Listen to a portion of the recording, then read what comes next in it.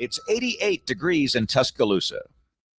This is The Miller's Edge with Christian Miller, two-time national champion and team captain for the Alabama Crimson Tide, and former Carolina Panther, and his father, Corey Miller, the pastor of pain, a 9-year NFL veteran with the New York Giants and University of South Carolina Hall of Famer. This is The Miller's Edge.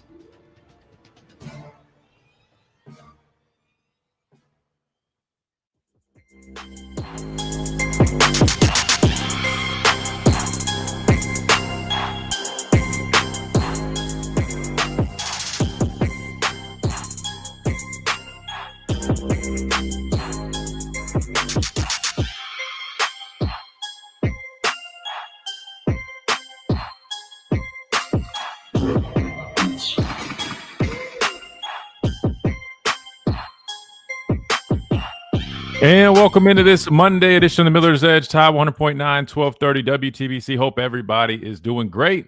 Hope you guys had a great weekend this weekend, 4th of July weekend that was. I'm sure everybody had some big plans. Would love to hear about what you guys got into. Hopefully you guys took my advice and were, smart, made, good decisions, and we're safe. I know, just like I mentioned, Friday when we came on here, man, just always try to, be in good position, especially on weekends like this. There's just always something, man. And I do want to offer my, thoughts and prayers for, number one, you had the floods down in Texas, Chase. I don't know if you've seen that stuff, but heartbreaking stuff, man. Really, really, terrible stuff. But then also, I think there was like a firework accident, like Lake Martin or something like that wasn't too good. But anyway, on a positive note, I hope you guys did have a great 4th of July week. I hope you guys got to eat some good food and watch some fireworks. My 4th of July was pretty laid back, man. I'm not going to lie. I really just needed some time just to chill and kick back. And it's pretty much what I did. I did my typical stuff on the weekends, go to the gym and wash my car, clean my house. And then in terms of the 4th of July, we did go and watch downtown, Chase, at the amphitheater. They had some nice fireworks. Now, I just drove down there. I didn't get out. But I will say, man, it was cool seeing all the people. There's a bunch of people down there. And I thought it was nice, seeing that, everybody from, Tuscaloosa came out and was enjoying the fireworks. So that was pretty cool. But I know me and Chase got to catch up. Me and Chase did. We went out to eat. We went and got us some food. We ate a Mug Shots. It got me a nice, was it like a Philly cheesesteak type deal. Chase, you got that, what, blackened shrimp pasta? It was so good. Was it good? Gosh. Yeah. Yeah, no, it looked good. I'm always, anything with shrimp, man, I'm normally good with. So maybe I'll try that next time. But yeah, man, so I think I'll speak for myself. I had a good weekend. Seems like you had a pretty solid weekend as well. But yeah, let me know in the comments, guys. Again, we are streaming live on YouTube and Facebook as well. Welcome in, everybody. I see you guys all in the chat. Blind Squirrel, Southern, Justin, Dwight, Mike, what is up, everybody? How was y'all's 4th of July? Drop that in the comment section, man. Love to see what you guys did, how everything went for you guys. But in terms of some other fireworks that were going off this weekend that weren't physical, well, Alabama landed yet another 5-star recruit. Another one that I'm excited about. I got time to I had some time to go back and watch his tape, come up with a little bit of a breakdown. So what we'll do is we'll kick things off with my breakdown for Jyre Edwards. Again, 5-star safety that is the latest 5-star to commit to Alabama. Now, for all the sensitive folks, when we do some breakdowns, allegedly, here, let me preface by saying this breakdown, I think you guys will be pretty happy with. I'm only talking to the minute 0.0001% that gets sensitive over a breakdown. This one, hopefully you guys, I think you'll actually like this one a little bit more. Nothing to cry about on this one. So there's that. I'm just being fun. I'm just having fun, guys. Relax. But yeah, man. That being said, a couple of things we'll dive into as well. But glad to be back on here, Chase. I'm geared up for another, excited week. Glad we're back rolling on the show live on the streams again at the Miller's Edge on YouTube, on Facebook. You can find us there as well. And per usual, just find us on all social media platforms because you can always hit us up and send us stuff. I know Dwight, Ricky, QD, you guys are always sending us content to take a look at and discuss. You guys know how we like to do. We like to watch things and react to it and respond to it. So that being said, at the Miller's Edge, you guys can see it, as a matter of fact, on the YouTube stream with all the logos from the various social media platforms. Just search at the Miller's Edge and you can find us.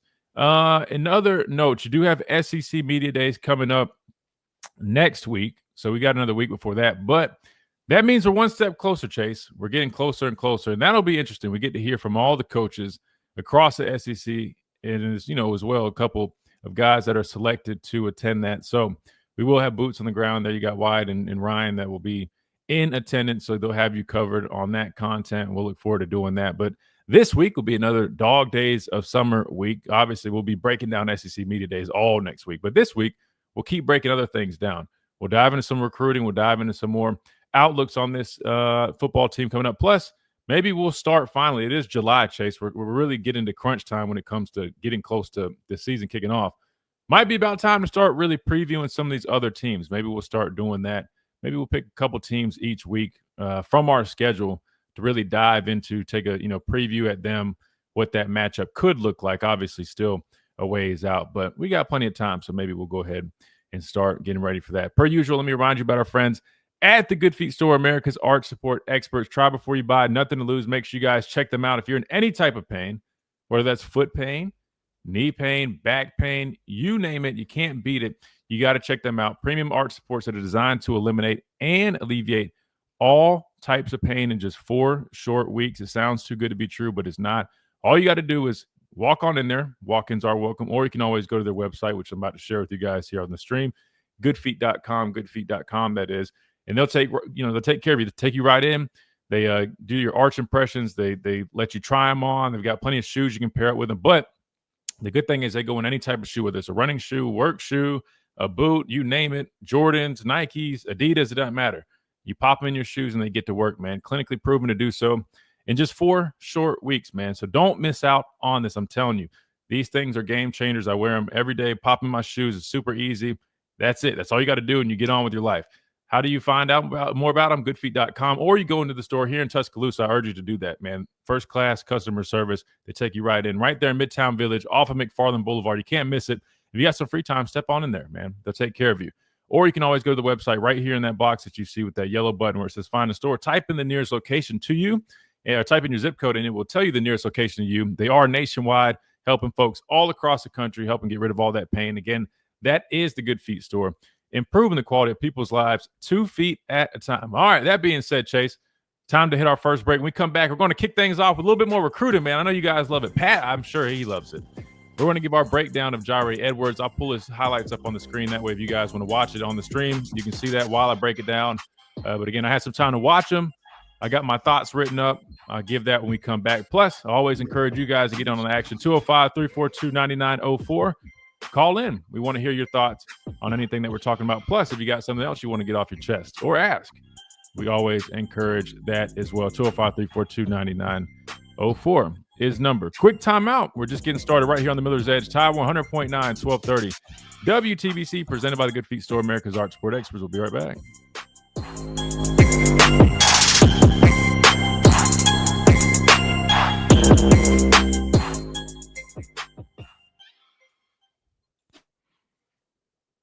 Oh, we got Ellis in the chat, man. Ellis he found his way on the YouTube, man.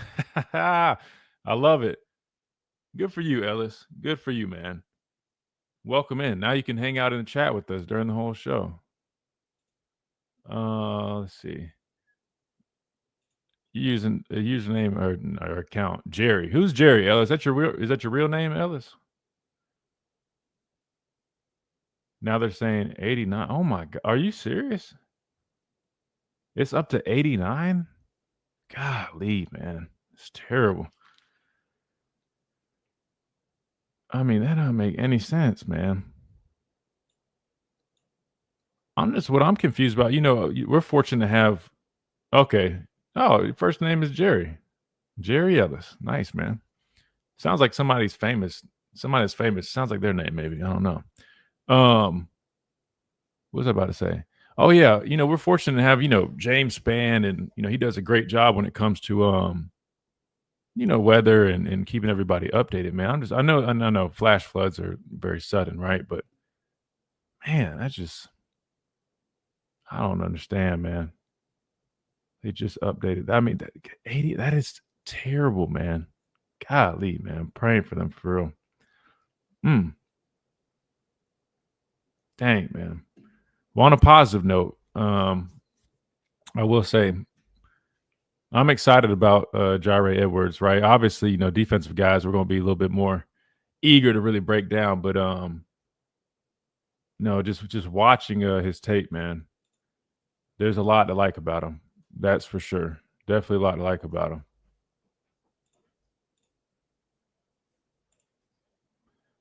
Matter of fact, let me get his highlights pulled up.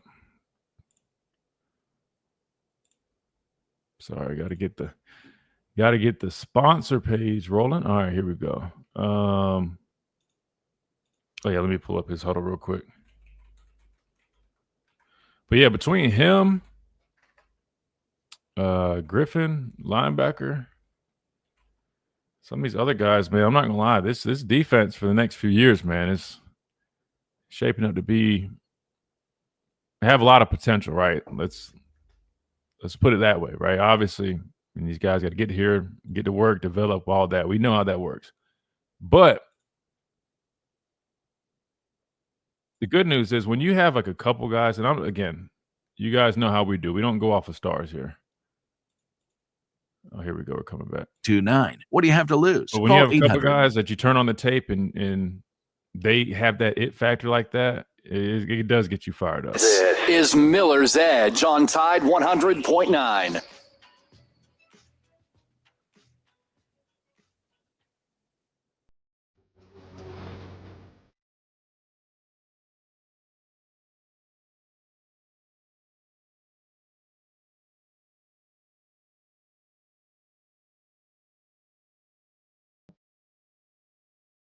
And welcome back into this Monday edition of the Miller's Edge, Tide 100.9, 1230 WTBC. Hope everybody's doing great. Hope you guys had a great 4th of July weekend. I know it's kind of like, it's back to work after all that good food, all the celebrations. I'm sure you guys had some good drinks too. Hopefully you drank responsibly. But, hey, man, at least we got you covered here, right? It gives you a minute to kind of get away from your work or whatever you might be doing, or if you pop some headphones in while you're working. I know we got a lot of people that do that. Don't get in trouble at work, but appreciate you guys always tuning in and supporting the show. That being said, Chase, it's time to kick things off, man. Jire Edwards, again, golly, man, these kids, they're making it hard for us as broadcasters, whatever the case may be, man. I swear, I'm always worried I'm not pronouncing their names right, and I just feel bad if I'm getting something wrong, but I promise I'm trying. I want to say Jire. Chase, do you know the correct pronunciation, or does that sound about right? Jire? I believe that sounds about right. Yeah, I think so too, man. I want to make sure we get his name right. I definitely want to. We'll figure it out, but we're gonna go with Jire for today.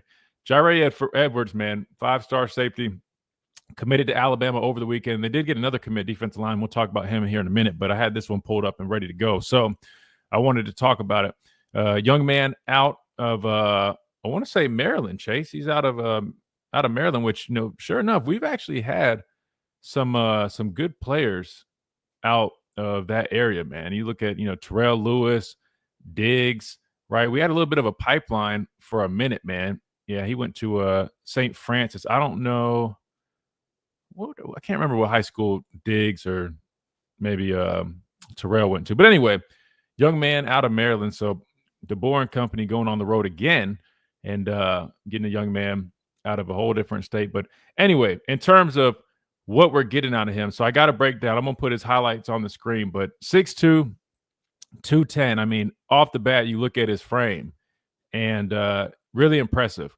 right? You guys know how I am. I don't like necessarily doing comps about, I think he'll be this player, so to speak.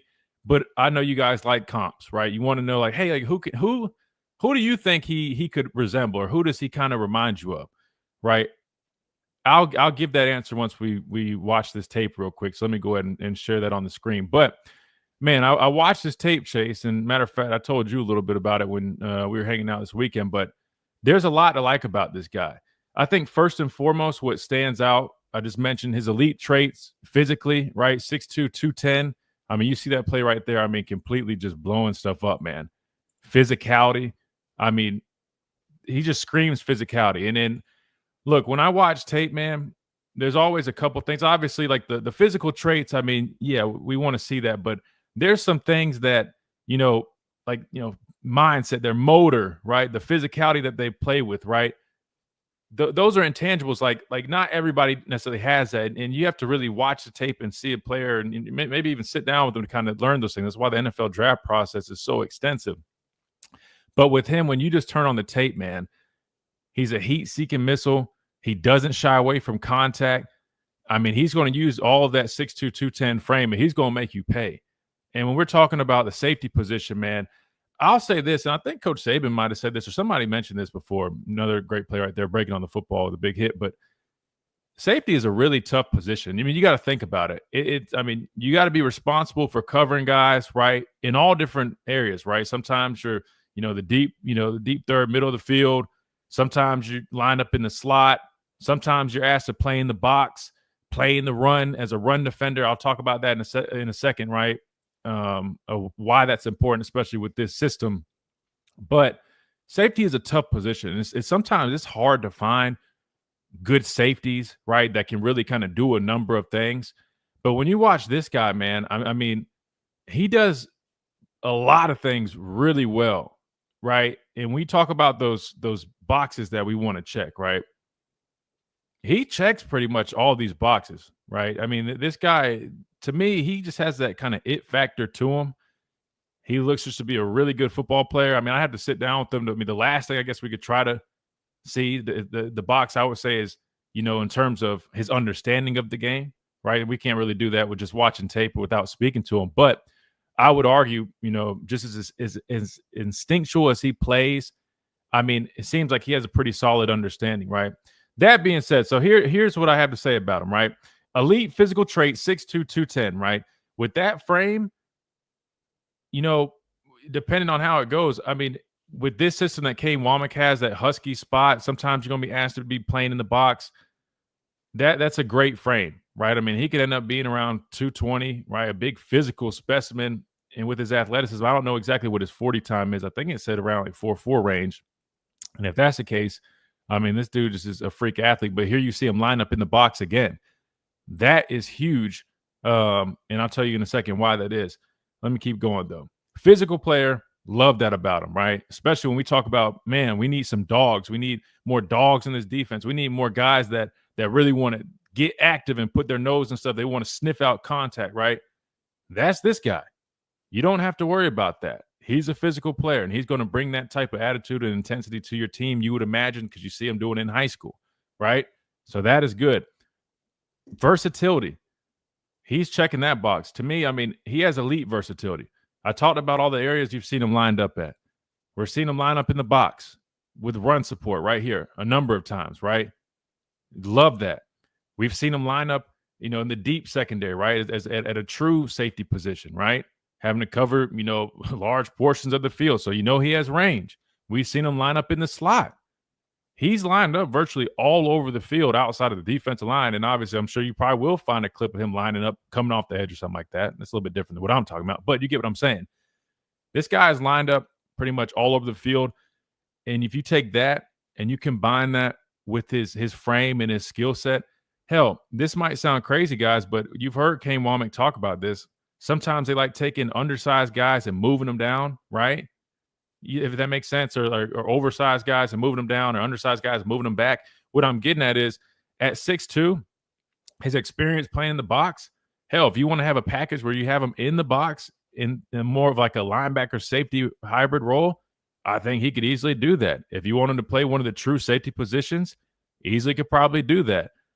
I mean, I think what I'm seeing out of him is, I mean, you can kind of plug and play him in different areas. Obviously would be effective as a blitzer, I mean, because he's got the speed and athleticism, but also the physical nature to blow things up.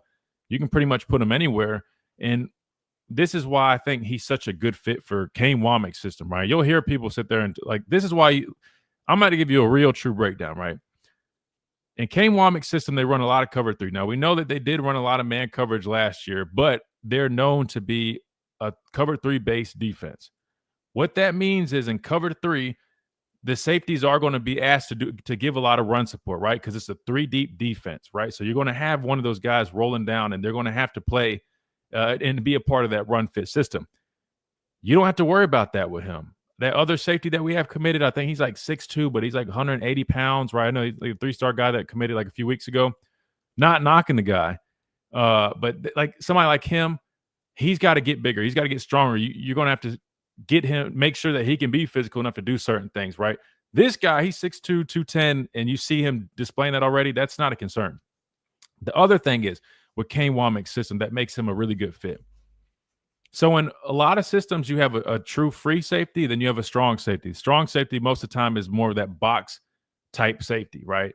He would probably lean towards that. But in Kane Womack's system, they don't have a true free and strong safety like that. They operate more out of a left and right field and boundary type deal. So what happens is both the safeties are basically like on a rope, right?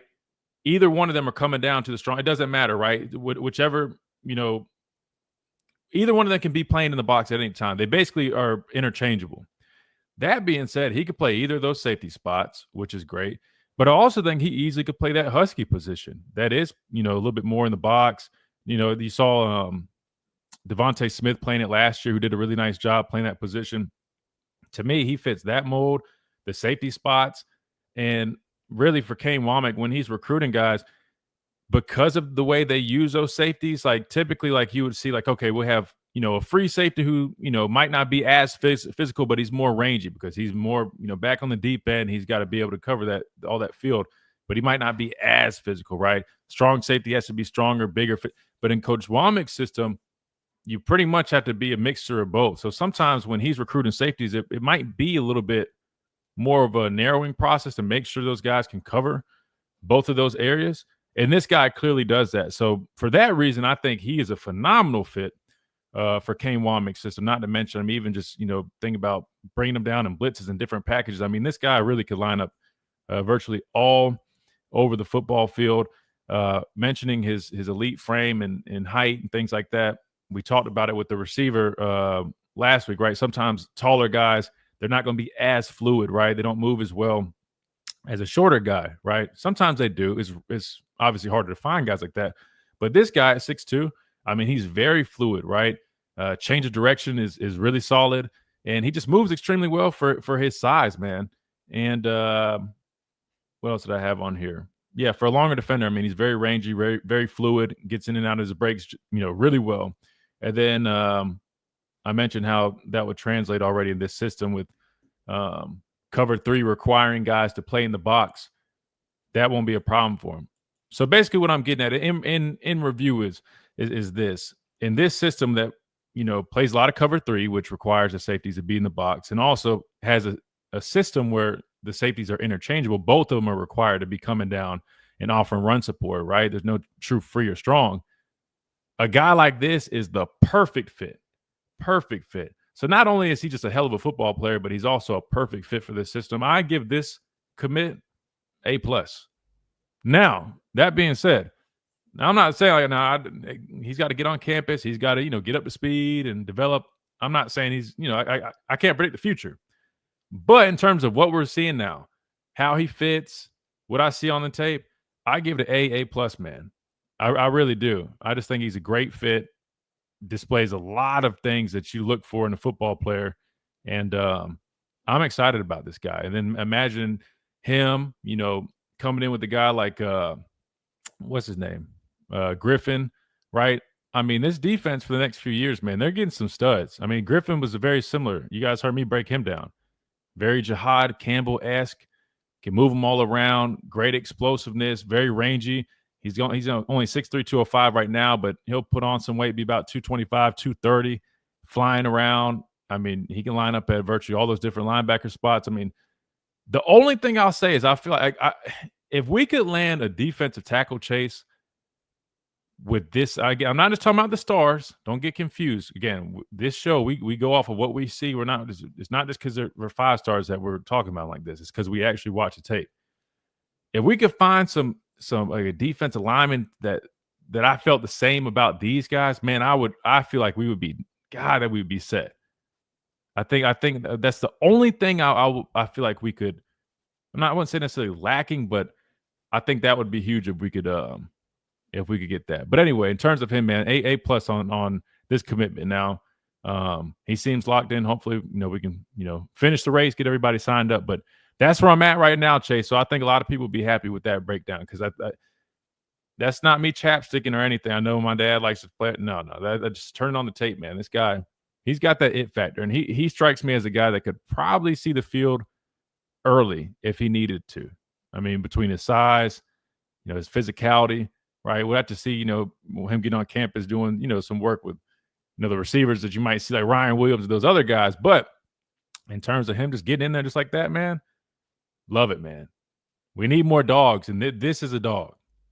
That screams dog. So I'm good with it. That being said, we got to hit a timeout. We come back. We got Pat on the phone lines.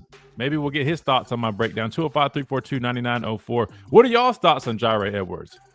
Put the stars aside. Again, guys, you know how we talk real football in this show.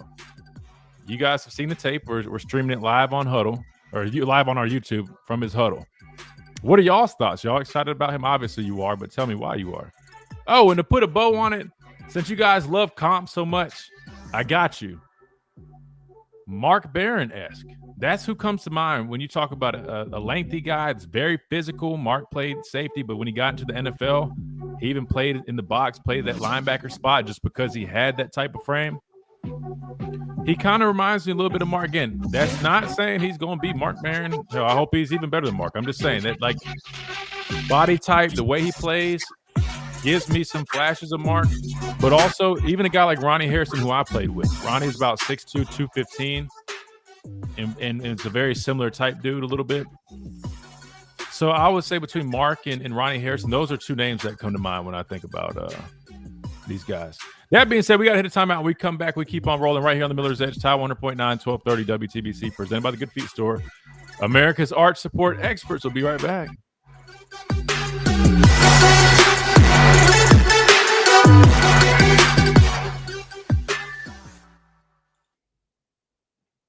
Oh, man. All right. Nobody should be crying about that. I don't even think I even had a true critique. Only thing I think I did that only came to my mind, and this is really not even a big deal.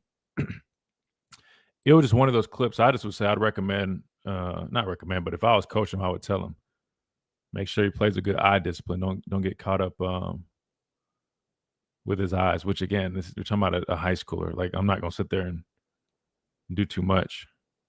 But that was really, I mean, the only thing I saw that I would just coach him up on, I would just say just eye discipline.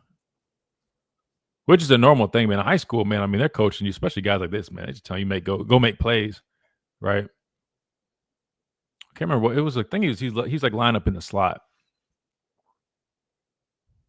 It wasn't this clip though. I mean, like, and like that, like that's, you're playing zone right there. So I mean, him having quarterback vision like that, I don't have a problem with that. I can't remember. It looked like he was a man, maybe though, but I think he might have been a man. That's why I was thinking like got to have eye discipline on. Might have been one of those. Anyway, like I said, that's a small. That's a coach. That's not like anything I'd really put on a breakdown more so. It's not get came up. It was like one play. I would just, if I was coaching him, I'd just tell him, hey man, keep that eye discipline. What competition does he play against class? I'll be honest with you. I don't know. I honestly don't know. But here's the thing. I mean, everything that I'm looking at when I'm talking about him, I don't think it's not like we were watching like elite reps of him, strapping somebody up like a corner or something and say like the receivers are just trash. What I'm looking at is just how he's reading and reacting to the football. He's going in there, putting his nose in things, being physical. I'm just watching just how he's, able to move his body, his change of direction, how fluid his hips are.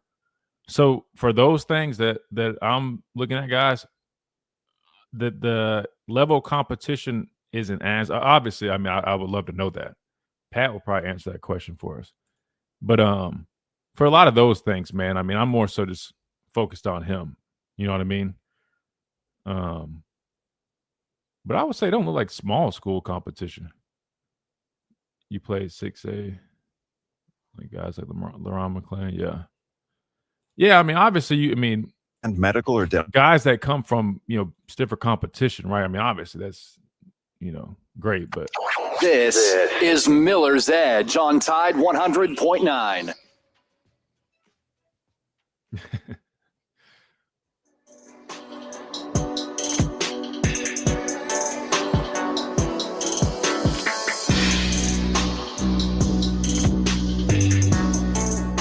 And welcome back into Miller's Edge, Top 100.9, 1230 WTVC, presented by the Good Feet Store, America's Arch Support Experts. We just got done breaking down Jaire Edwards again. We've got his highlights playing on the YouTube stream, on the Facebook stream. So if you guys would like to see that, also watch me do the show, interact with everybody in the chat, come join us at the Miller's Edge on YouTube, live on Top 100.9's Facebook page. You guys can hang out and watch the show as well. But yeah, we just got done breaking down his highlights, man, and a lot to be excited about. Definitely a lot to be excited about. I said as we wrap that segment up, man, kind of just gives me like Mark Barron, Ronnie Harrison type vibes a little bit, just in terms of the length, athleticism, physicality. But yeah, I mean, I'm excited about this guy, man. I think this class is really shaping to have some really good pieces, right? And again, I keep saying this not to sound like a broken record, but to be clear, because I think a lot of people that you might see, they just say, "Oh, Bama lands another 5-star," and they're hardly watching these guys. They don't really know what to look for. I'm telling you off of actually watching these players. I could care less if it's a 3, 4, or 5-star. I'm going off of what my eyes see, right? And you guys know that, right? I'm gonna shoot you guys straight. So there's Jaire Edwards. Now, Nolan Wilson, I believe, was the defensive lineman that committed as well. I feel bad. I know we kind of skipped over him and went straight to Jaire Edwards, but that was the one that I actually got time to watch and break down. Nolan Wilson, I don't know if I've watched his tape yet, but if you guys want, after we talk with Pat, I mean, we got plenty of time left in the show. We can pull up his tape and I can just give you like my live reactions to him. But real quick, so the updated list now, I mean, I want to say we're sitting at like the top 5 in terms of signing or commitment class or whatever you want to call it. 20, this is composite number 5, overall number 5 with them. So there you have it. And again, we looked at Xavier Griffin, really excited about him. We watched Darian Morgan, excited about him. I definitely think he's more of, that big, 50-50 ball type guy. I would love to see him work in person. Just because the highlights that we saw, again, just off the tape, we didn't really get to see him display, true, his route running or his, yak, yards after catch ability. A lot of it was just those amazing 50-50 ball catches, which if that's the type of guy you're getting out of him, I mean, that's still a very, very nice weapon to have. But maybe we'll get to see more of that. Maybe he has some clips from a camp, but I would be really curious to see that out of him. Because again, those are the boxes I just said. I didn't say he didn't have it. I couldn't necessarily check it off or say it was, say what level it is because I didn't really get to see it. Jordan Edmonds, we need to go back and watch him. I keep saying that. He's a top cornerback, 6'2.5", man. Really nice length on him. I haven't seen his tape, but excited about that. Obviously, we just broke down Jaire Edwards, and we looked at a couple of the defensive linemen, I think, last week. Xavier Crowell, we talked about him. Really excited about him as well. So we'll keep giving you guys these breakdowns. It seems like you guys like to listen to them and you enjoy them, so we'll keep rolling. But that being said, let's go to the phone lines and talk to our recruiting expert, Pat. 205-342-9904 is the number. Pat, I gave you guys your breakdown, man. What'd you think about it? Great job, Christian. That on Edwards. We're just going to call him Jay Edwards till we get a nice good with him telling us how to say it. But some of these mamas, they come up with these names. It's incredible. And but I guarantee you, he don't see one on every corner. Whereas that my daddy made me name my oldest son Robert, and you see a Robert on every corner and then some. That's true. That's true. There you go. But I think what's like the shortened version? Isn't Bob like a shorter version of Robert or no? Is that right? He actually goes by Bob quite a bit because he's got actually 4 names, and at the time he was born, that Christopher Reeves was the most popular boy name in America in 1984, and he was supposed to be twins. Doctor swore he was twins. Went and had a sonogram done, so there was only one, and my daddy was bent out of shape because one of the twins was going to be named after him. Well, when it wasn't, he got madder than a wet setting hen. And so that's why he's got 4 names. And but anyway, let's talk about Nolan Wilson. I have watched his film. Nolan Wilson, in my opinion, is probably one of the top 2 or 3 defensive linemen in the country from what I've seen. And like I said, you are a much better judge of D linemen than I am because you played the spot. I just see with my eyes what I see. And I was on Wilson 7-8 weeks ago when I talked about him while Fowler was going on vacation, and I got to actually talk some recruiting in the afternoons. And I was talking about, but hey, there's another defensive lineman that, hey, I'm as greedy as a hog from Arkansas when it comes to recruiting, and I want Elijah Golden out of Florida. Somebody just dropped his name in the chat. Why does he keep popping up? Somebody just mentioned him on our YouTube stream. Because I'll tell you. Is he trending here? I'm saying, like, is he trending here or something? Yes, between Alabama and Notre Dame are down to the pretty much. There's some other people mentioned, but they're irrelevant compared to Notre Dame and Alabama. Mm-hmm. As far as he goes, I'll pull him up. One Drew DeOrman says that Elijah Golden is the icing on the cake for this class. So I got to give Drew credit for it some too. Is he a defensive tackle or? Yeah, defensive lineman. Yeah, I'll say I said it earlier when I was talking about Edwards. Man, I love Griffin at linebacker. I love Edwards at safety. Man, I mean I feel like you got a guy. Now, don't get me wrong, the other guys are good players too. But to me, like those guys, they stand out a little bit more than others when you turn on the tape. I love that you got one on each level, not to mention that cornerback. He's allegedly the number 1 cornerback. I haven't watched him, but obviously if he's rated so high, I have high expectations. So you got a cornerback, a safety, a linebacker. If we could find a D tackle that's that caliber player, he doesn't have to be a 5-star. I don't care about that. It could be a 4-star, but if I turn on his tape and I just feel like he has that factor to him too, I'm not going to lie. I mean, I feel like this class would be a home run. Granted, we have to see what they do in the next year or two once they get here. But in terms of where they're at now, just seeing what they've done in high school and where I would feel, how confident I would feel, I think the D tackle would definitely seal that. So I'll pull him up. What's his name? Remind me one more time. Golden, but go pull up Wilson's film. Wilson's a 4+ too. Like I said, I don't doubt that Wilson doesn't get that 5th star before everything's said and done. He's that kind of good. And now you didn't mention, and as far as when you were talking about accolades for Edwards, is you didn't mention Mika. That this kid, he's like you said, he's real long. But he's fast twitch too. And from what I can see, I'm looking at him running probably down in the 4.5 range, and maybe even upper 4.4. And so you get that drop down in another 10, 15 pounds of muscle. He could play linebacker too. There's not any place on the defense that I don't see that Edwards couldn't play. Yeah, that's exactly what I said. I don't know if you heard me. That's what I said, that he even could end up like Womack has said. I mean, he's taken bigger safeties and moved them to linebacker. That guy definitely could be a candidate.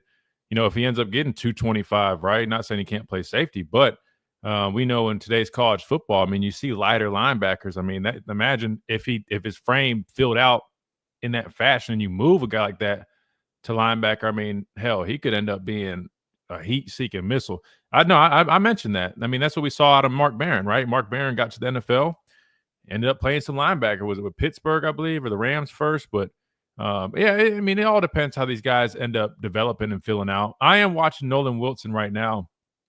I'll say this about him, man. He's definitely active. Like his hand uses. We did watch this guy a little bit last week. I think I made the comment, just got to learn how to play with his pads a little bit lower. But this guy, I do think you see the pass rush ability in terms of stopping the run. He's going to have to improve on that. I don't think he's more of like get upfield penetration type guy. I don't see him, I think he's listed at 240. He's probably going to end up being 265, 270-ish. And I see him playing more of, that bandit / slide into a 3 technique, especially more on pass rush situations. But no, I like his tape, man. I think, getting him to work with Freddie, this guy is definitely more of that quick twitch, handsy type guy. So if you're looking for a guy that can, shoot gaps, be disruptive, have that pass rush ability, I think this is what you're getting out of him. In terms of, playing the run, though, I think that's something he'll definitely work on. But I mean, I'm watching this guy run down on kickoff.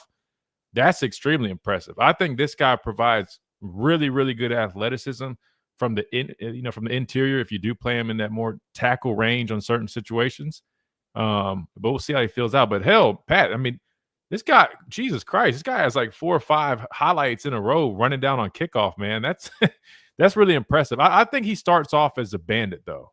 Personally, I think he starts off as a bandit and kind of works from there. Well, have you seen anything on Elijah Golden's film? Can you pull that up?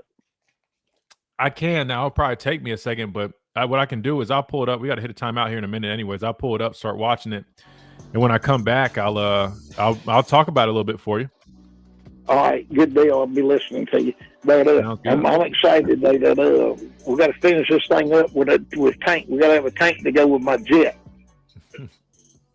A lot of people think you are going to get yourself a tank, so we'll see if that ends up happening. Pat, I appreciate you, man. All right. Have a good one. Bye-bye. Yes, sir. You too, man. Good deal. Well, there you have it. So we went ahead and started talking about him. Nolan Wilson is who we're watching now. I can give you a little bit more cleaned up breakdown, but I'll do that on the other side when we come back after this quick timeout right here on the Miller's Edge, Tide 100.9, 1230 WTBC. Presented by the Good Feet Store, America's Arch Support Experts. 205-342-9904 is the number if you guys want to get in on the conversation. Quick timeout. We'll be right back.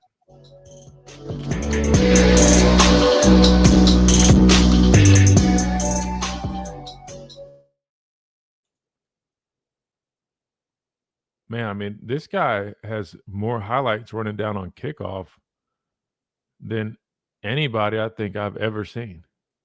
And that's coming from a defensive end / defensive tackle. I love it, man. I love it. But he definitely is going to be kind of how I was describing in terms of, I mean, that's impressive, man. I love the effort, man. I mean, this is my type of dude. Yeah, he's running down on kickoff now. He's lining up. What is that? A shade 3 technique, whatever it was. That's crazy. But he is listed at like 6. What is he? 6 something 240. But I see him. He's going to grow into a bandit, 100%. But he's definitely got some nice pass rush ability. I just would like to see him improve on playing with lower pad level, a little bit stronger base. Especially if if there's times he's going to have to get kicked in a little bit. I mean, you're going against guards in the SEC. I ain't going to lie to you. You got to, especially if you're on a little bit of the lighter side. But I think he's definitely more of a bandit, at least right now. I mean, you'll see. Didn't you guys say Jeremiah Beeman was smaller coming out of high school? Which is crazy to think about. Because he's in the 3. He's like, what, 315 now?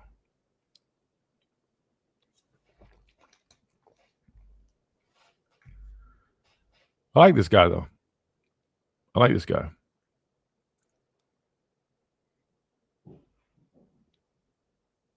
I mean, watching him work off the edge, I'd almost say like definitely like him more as a bandit for sure. Because part of me is like, I don't know if I'd feel comfortable enough putting him at like a wolf if he did stay small. Because I was like, I don't know if he's fluid enough. But at the same time, watch this guy run down on kickoff, man. Jeremiah was 260 coming out. Yeah, he put on a lot of weight then. But I love the hand activity, man. I love the hand activity. I mean, like he's not like the most explosive. But again, when you got good technique and good hand activity like that, man, you can work with that. You definitely can work with that. Now, Pat's saying like second or third defense lineman in the country. Now, that, again, you guys know Pat, man. Pat is a little eager, and I wouldn't go that far. But nonetheless, man, I think he could be a really good player. I think he could fit this system well. The way he moves reminds me of somebody, man. And he's got like those long strides. I mean, like, who is he remind? I can't. But see what I'm saying? Like, but pad level though, like that's all technique stuff that'll get cleaned up. And I don't know what this might be later in the game. Might be sometimes you're tired, man. But like if I'm coaching him, like he's just standing straight up like that. We got to work on that. See what I mean? Because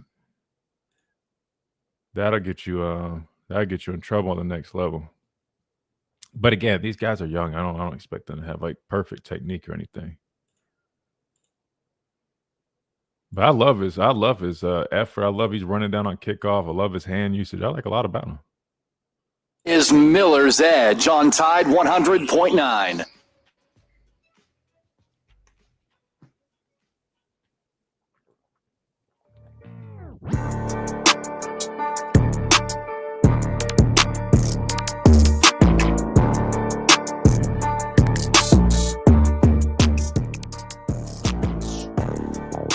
And welcome back into this Monday edition of the Miller's Edge. Tide 100.9, 1230 WTBC, presented by the Good Feet Store, America's Art Sport Experts. Chase, I feel like, we need to name this segment, right, when we're breaking tape down. I like it. Something about like I don't know, coaching something, film study. I don't know. I feel like we're in the film room. And I love it because you guys get to listen and actually learn a little bit while we talk about it. It's really cool. Next thing we'll move up, Chase. I'm going to get me to make it very realistic. I'm going to get me the pointer. I need a pointer, laser pointer. So this is how you know you're really in the film room with the coaches, right? They got their clicker, their pointer. You know what I mean? And then if you screw up, Chase, you just know that pointer's coming, and you're going to see a laser on your ass right there on that screen, and you just know you're about to get ripped, man. Oh man, great memories, man. Obviously, in the moment, it sucks when you're getting chewed out like that.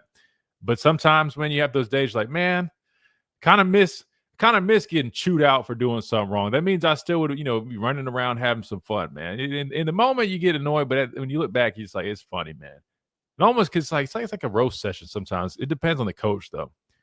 I had one coach that used to drive me nuts, and it wasn't off of anything he said. He used to chew ice, Chase. And I think I have that condition, man, where it's like, people chewing like bothers you. I don't know if I'm like the only one. Maybe I've got issues, but like when people, I can hear people chew their food. I don't know why, but it bothers me. Coach Thompson, Lance Thompson, who coached here as outside linebacker coach, he's the first coach I had here. He used to just sit there and chew on ice, man. I don't even think he had a drink in his cup, Chase. He just had ice, and he would just crunch ice and just pretty much just cuss us out. Well, no, he would cuss me and Rashawn out because we just got here, right? And you had Denzel Duvall, Xavier Dixon, and you had Dylan Lee, right? Those were like the three guys playing. And I'm talking about talking back in 2014, and then you had Ryan Anderson and Tim Williams. Those were like the next in line. Then you had the Young Bucks, me, Rashawn, Jamie Mosley, and maybe I'm forgetting somebody. No, I think that was it. That's how deep our room was in 2014, right? And so he used to just chew me and Rashawn out. He used to get on Rashawn because Rashawn would have like a mental error all the time. Then he would get on me because I was like 210 pounds. And he would be like, oh, it's not physical enough. He's like, you couldn't even bust a grape. I'm like, Chase, I think he's forgetting that he's used to coaching like 265-pound outside linebackers. So I'm like 210. So like, I'm like literally in my head, I'm like, bro, I'm literally like trying to like give as much effort and physicality as I can. But I'm like, bro, I'm going against tight ends that are like literally 270. I'm 210 pounds. Like, I don't care how physical I'm trying to be without me, like, having a start or coming off the ball. Like, I'm playing on the ball, bro. I'm like, there's only so much somebody 210 can do with somebody who's 270. And ice is in my head bite, man. I don't think he understands that I'm literally like, I'm trying to use as much ass as I got to get some movement here, but it's just not happening. But I was like, or maybe it's good that he doesn't know that, because then he might just be like, dude, you can't play outside linebacker. So I just like, yes, sir. Yes, sir. But I'll tell you what, man, it motivated me. I was like, I just got to keep going to the weight room. Every day I was in that weight room after practice, every single day. And I was chugging shakes at night because I was like, man, he's not going to keep telling me I can't bust a grape. I can bust a damn grape, Chase. I just can't bust a 270-pound grape while I'm still trying to get stronger and bigger, man. It's a difference. There's a difference, Chase. I can bust a grape. It's not a 270-pound grape. I'll tell you one thing, though. I could use my speed in that pass rush, though.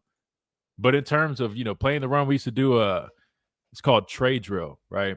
We had a drill. It's called trade drill. And so basically trade drill was like, I don't know, you guys that played football in high school, it was when we used to do, it's like a 3-on-3, right? You normally would have like or sometimes 2-on-2. And it's not like an Oklahoma drill, but it's a run period drill. And we used to do it all the time. So trade drill was like, you'd have a guard, tackle, tight end, right? And we'd have it split up into like groups. So you'd have like guard, tackle, tight end. Wait, I wish I could show you guys. Damn it. This is why. All right. If you're on the YouTube stream, I'm going to try to use my hands. So like, here's the field. This part of the field, you got guard, tackle, tight end. You got an interior group. It's like guard, center, guard. And the other side, you got another guard, tackle, tight end, or sometimes just tackle, tight end. So there's 3 different pods going at the same time. Well, no, they're not going at the same time. But it's like sorry, I don't know why that was happening. But anyway, hold on one second. Let's do this. Let's hit this top of the hour break, because I don't know why my dogs are acting funny. But when we come back, we'll keep on rolling after this quick timeout right here on the Miller's Edge, Todd 100.9, 1230 WTBC, presented by the Good Feet Store, America's Art Sport Experts. I'll finish that story in about 2 seconds. We'll be right back.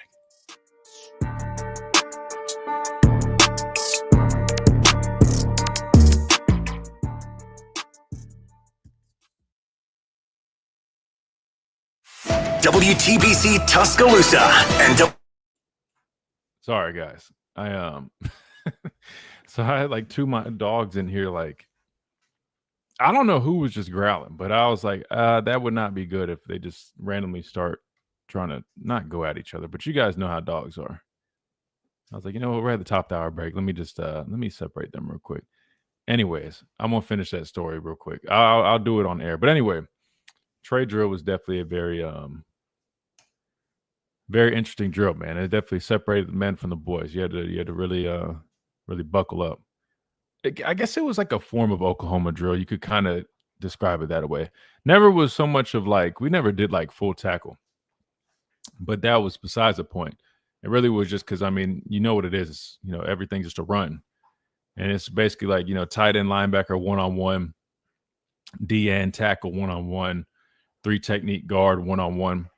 And then you got a ball carrier. Then we'd have like a linebacker behind us.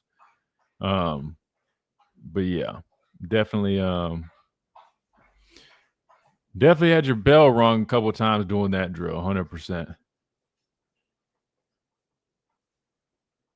Jamie, what's going on? Ty's cooking. Yeah, man. No doubt about that. Now recruiting is definitely cooking right now. I hope we can hold on to all these guys. I mean, I'll be honest, the way they talk though, for the most part, every guy that I heard after he committed, they all said this like very similar things, how they always dreamed of playing in Alabama, and they felt something with, the staff at Alabama that they didn't feel at other places. To me, that was very reassuring. Now, we all know other things can come up, but I think there's a good chance we hold on to as many of these guys as possible, if not all of them. I mean, you might have a couple of those. To be fair, sometimes what happens is once those bigger guys start landing too, some of these less rated guys might, go somewhere else. They might feel like might give them more of an opportunity, but other than that, I think we should be solid, man. Oh, wait, let me pull up this guy real quick while I'm thinking about it. What was his name again, guys? Nolan Gold? No, something Golden. Elijah Golden, is that what it was? Hold on. K-Ron Maycock. 529611. Dang, we just turned into a whole recruiting breakdown channel now, huh? This is Miller's Edge on Tide 100.9. Elijah Golden.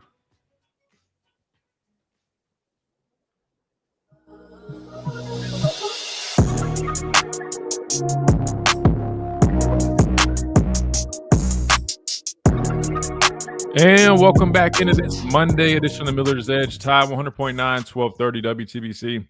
Hope everybody is doing well. Hope you guys had a great 4th of July weekend. Sounds like everybody did. I was reading some of the responses in the chat. Hope you guys are back at work and enjoying a fresh new week. We got you covered for another hour here. So hopefully it gives you guys something to kind of, I don't know, look forward to each and every day. I know sometimes, man, getting in that work grind is tough, but hopefully we can help kind of ease your mind a little bit. I don't know. That being said, so let me finish my story real quick before my dogs interrupted me. I had to make sure everything was all cordial there. Basically, trade drill, you got 3 pods. You got, tight end, tackle, guard. Then the next pod would be like guard, center, guard. Other ones like, tight end, tackle, so forth. Well, we used to do that drill, man. And dude, you really just had to buckle your chin strap because you knew what was coming. But that it would always be in trade drill. He'd be trying to tell me that. I'm like, dude, like, and that year we had moved. I don't know if you guys remember these guys. Dakota Ball, he was a defensive tackle here. We moved him to tight end. So I said 260-pound tight ends. Dakota Ball was 280 pounds at least. Brandon Green was a tackle that we moved to tight end, who was about 285 pounds. And then who was the last one? We had one more, I feel like. But what I'm getting at is literally I'm like 210 pounds. And he would be trying to tell me, I'm like, bro, I'm setting the edge. But it don't look the same, obviously, as Denzel or somebody, because they're able to get a lot more knockback. I'm like, man, I'm out of position right here. But I'll tell you, man, it definitely, what it did help me, Chase, with a lot with my technique, because I really had to learn, man.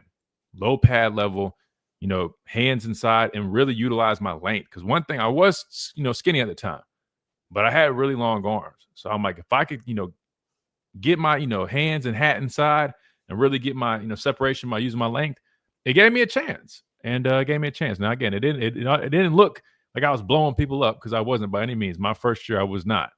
But in pass rush, though, I was getting the best of people, because I was running around folks for sure.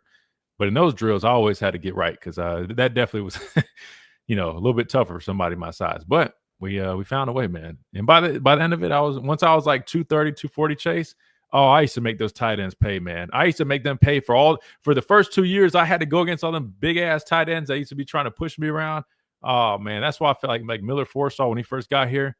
I'm not gonna lie, Chase. I was sniffing blood because I'm like, here, I got a dude that I'm bigger than now. He's smaller than I am at tight end. I'm like, oh, I was like, I'm gonna give you the treatment they gave me, because it made me tougher. And hell, it worked on him, man. It made him tougher. He was he ended up being a really good blocker for a guy that was not as big. But anyway, that being said, 205-342-9904 is the number. Pat did recommend us to check out. God, I forgot his name. We're about to pull him up in a second, though. It's another defensive tackle. I'm eager to see him, though, because the way Pat was talking about him, Chase, he made it seem like this guy was, the real deal.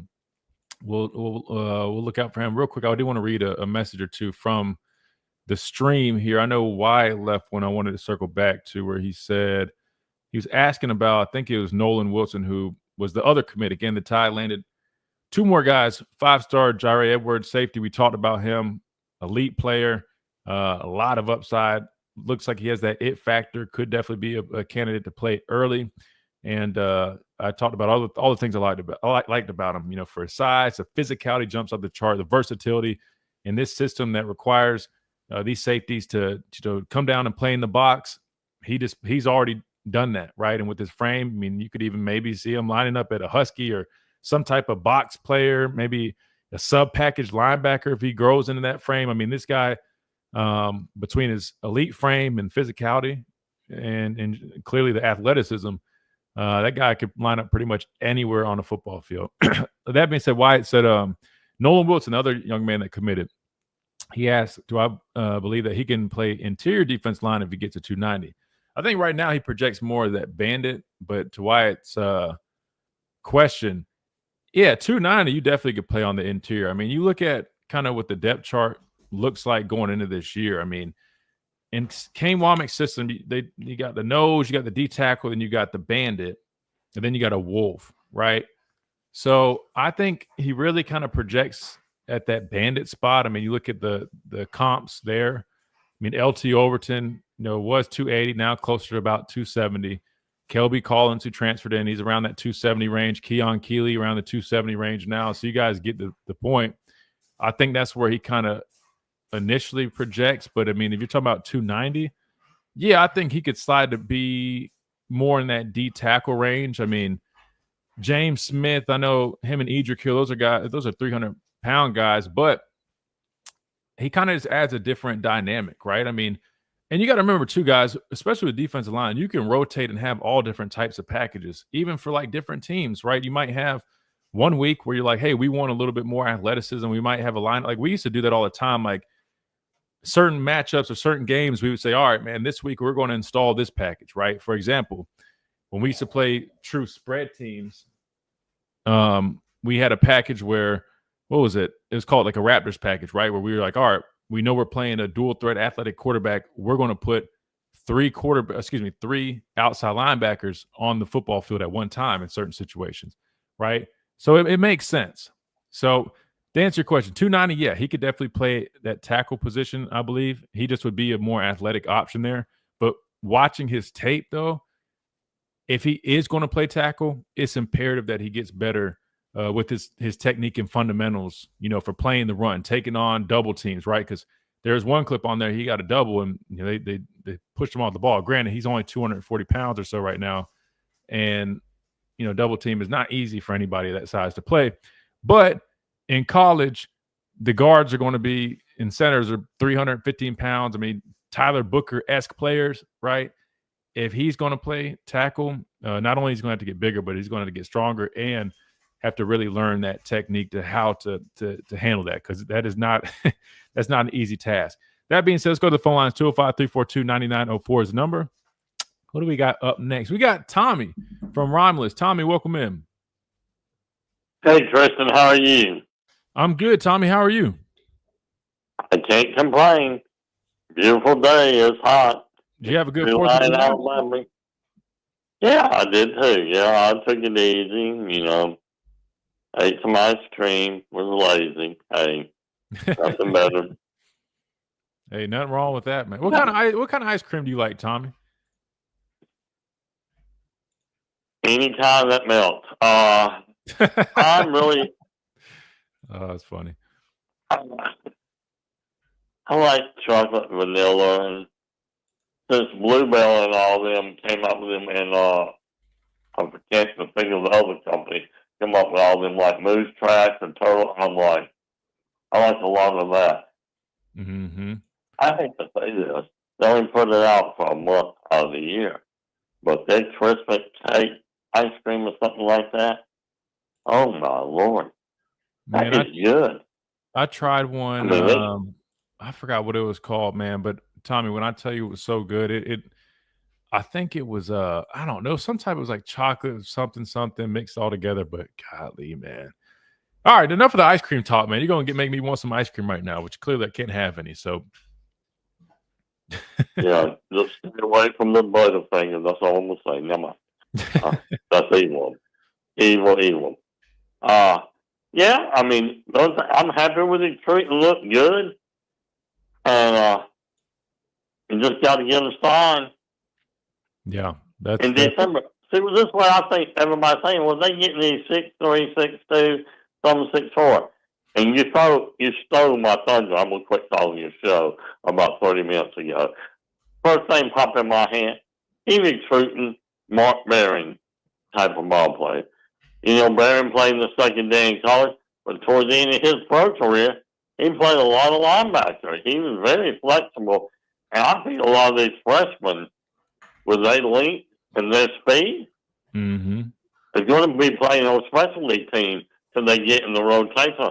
I mean, he's going to have speed. I mean, I can just really see we're going to have athletes on the most side of the football team and the specialty team. Yeah. Ball. I just really think more, I mean, everybody's gonna have a job. You're gonna wait your time to get thing, but you can do the other thing. I mean, you get plenty of playing time on special teams. So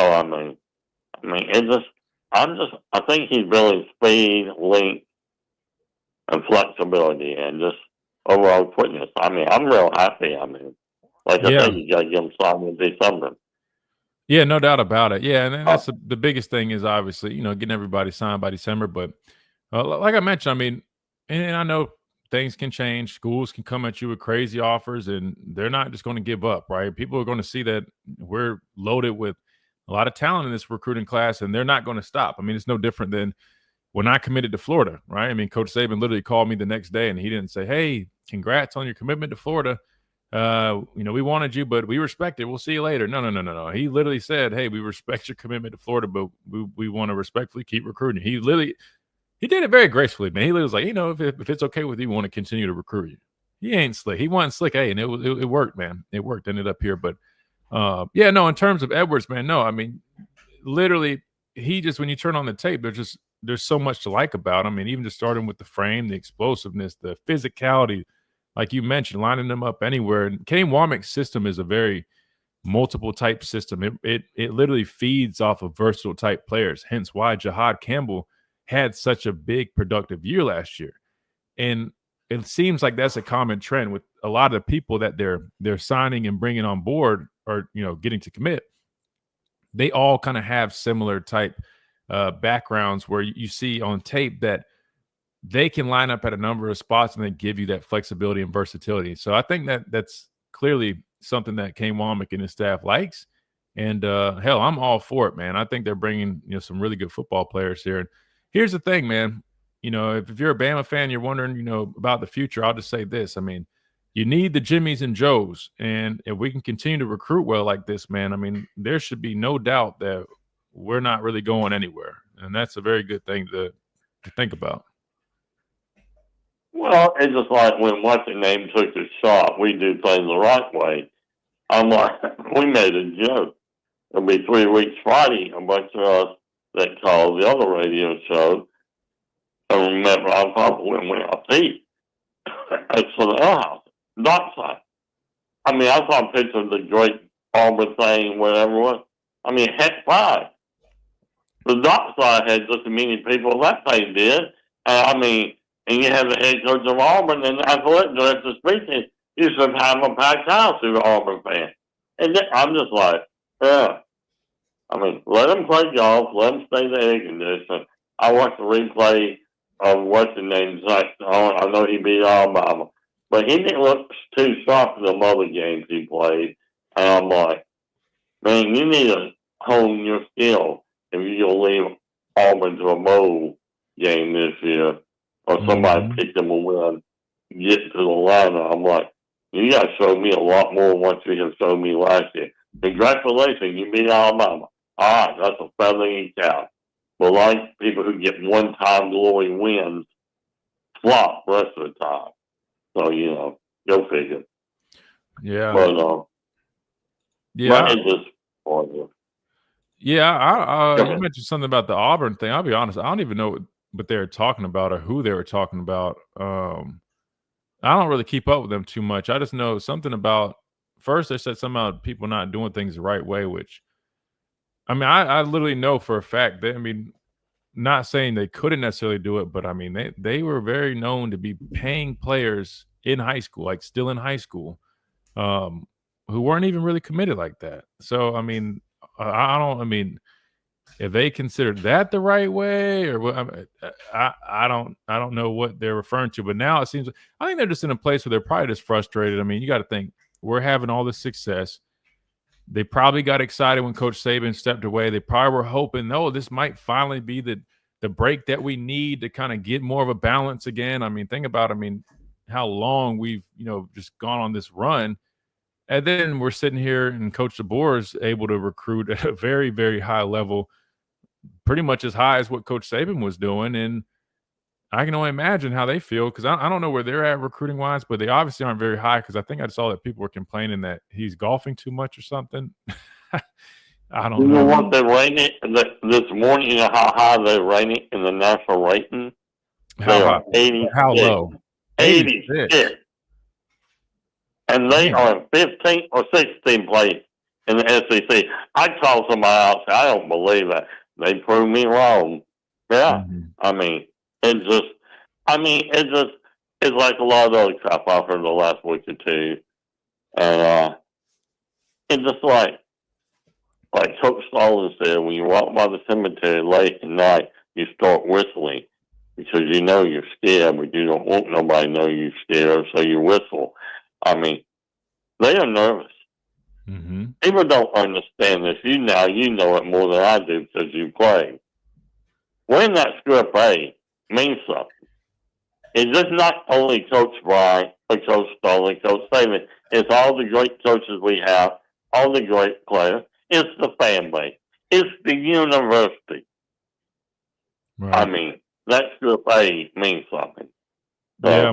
And I think people just got to remember, too, that, relationships go along. I think really what's happening, Tommy, is people, at least I'm talking about, the coaches and staff nowadays, they're so focused. They're hyper-focused on NIL, now revenue sharing, that I think people forget that these relationships matter, man. And like you just said, the A matters. I mean, think about Xavier Griffin and, how he talked about, his mom, his family loved Alabama. I mean, like that goes a long way. And that helps us get these recruits. It's not always in the world where it is a lot of times about money. There still is a lot of people that they want to feel comfortable with the relationships. They want to, go to the program they always dreamed of going. And that obviously has been working in our favor. So we just got to keep at it, keep separating ourselves from that, from that perspective. And I think we'll continue to have success. Tommy, we appreciate you, man. I'm glad you had a great 4th of July. Glad you and your brother doing well, man. All right. We'll talk to you later. Take care. Roll Tide. Yes, sir. We'll see you. Roll Tide. All right. We got to hit another timeout. When we come back, we keep on rolling on this Monday edition. 205-342-9904 is the number to get in on the program. Quick timeout. We'll be right back.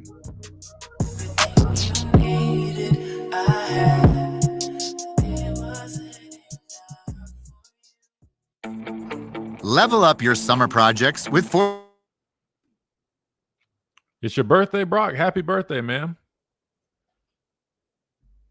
Happy birthday to our guy Brock in the chat. Jamie said I got concussed a couple of times in those drills. Yeah. You definitely were signing up for that with those drills.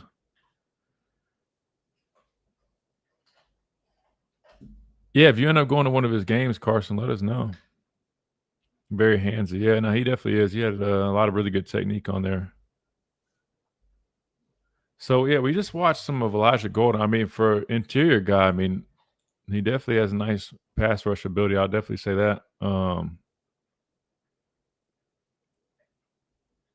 Is he lined up at edge right here? I think what I wish, man, is that you'd be able to see, like, for example, like this guy would be playing more of like a nose true tackle, right? I wish I could just see more clips of him doing some of the things that he would really be doing here. But nonetheless, I mean, I think he's got pretty solid tape. I don't know if I would put him on the same level as Edwards and Griffin, but from interior perspective, I mean, he moves well for being a bigger guy for sure.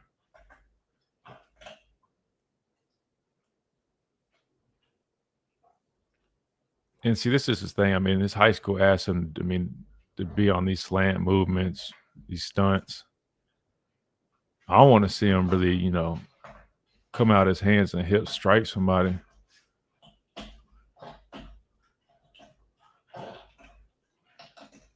Hold on.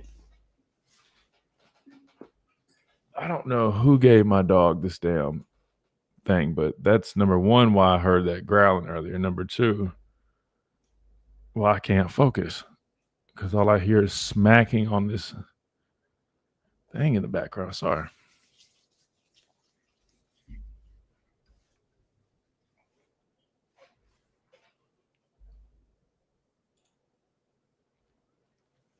You used to love Oklahoma drill.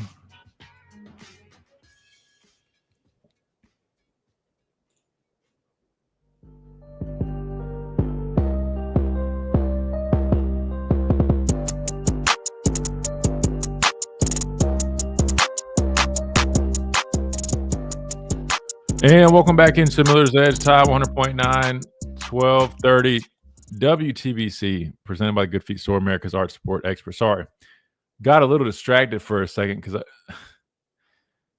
Ellis just he tagged us in something on Twitter, and we're about to get to him here in a minute. But I guess it was one of his pictures from the 4th of July, and there's a guy on the street with a very interesting sign. Now, I cannot read that live on air, but he's saving up for something to enhance a certain particular body part, allegedly, according to his sign. Wow.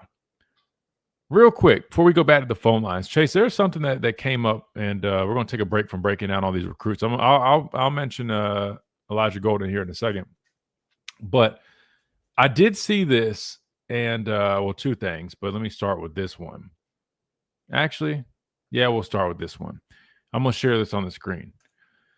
So we were talking about recruiting just a second ago in terms of Auburn, all that stuff, doing stuff right. Well, I wonder how they feel about this. Chase, I don't know if you saw this. Now, Texas Tech, if you guys aren't aware, they're the ones with the big booster who paid that young lady $1 million to come pitch for them for their softball team. Obviously got a great return on investment there, made it to the World Series. Unfortunately fell to Texas, but anyway, they re-signed her again for another year. Well, now they're opening the checkbook this time for their football team. 5-star offensive tackle Felix Ojo is going to be joining Texas Tech on a fully guaranteed 3-year, $5.1 million deal per his agent, Derek Shelby. And it is believed to be one of the largest guaranteed deals in college football history.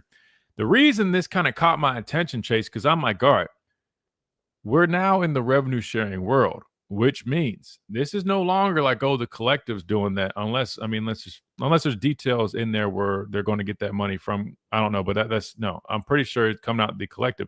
So what that means, Chase, is they're basically saying they're going to allocate a large portion of that revenue sharing to this left tackle, which you can't blame them. Left tackle is a very, very prominent position, very important position. Well, $5.1 million of it. Matter of fact, here are the details of it. So Pete Nakos, which do these guys, Chase, I'm just curious, do they like pay to get this information, or do people just like love sharing it with them? I'm just surprised at how all that works, but he breaks it down. So year one, Ojo will make $1.2 million. Year two, 1.6. In year three, upwards of $2.1 million, Chase. To play left tackle at Texas Tech, Chase, let me ask you a question. We've played this hypothetical game before. We'll play it again. You get an offer of $5.1 million guaranteed for 3 years to play at Texas Tech. A school like Alabama says, hey, man, we can't quite offer you that, but we'll give you what we can. Because think about it, Alabama can't dedicate all that money to one. You think about it. I mean, I guess you could, but then you're cutting yourself short on other positions. And we know, look at our recruiting class, they're going to have to strategically, dedicate this money when it comes to revenue sharing. But back to the thing, Chase, if a team like Texas Tech offered you $5.1 million for 3 years, but it's Texas Tech, no disrespect to them. I mean, not a bad school, but it's damn sure not Alabama. But Alabama says we could pay you, close to $3 million over 3 years. So we'll say like Alabama's like $800K a year for, I guess for 3 years. So that would be what, 2.4, right? Which would you take now? That's literally less than half. But Alabama's like, hey, man, you're going to make half, but the big money is when you get to the NFL. And what do we do best? We get you ready for the NFL. Look at all the number of draft picks that we had, offensive tackle, offensive lineman that we've had.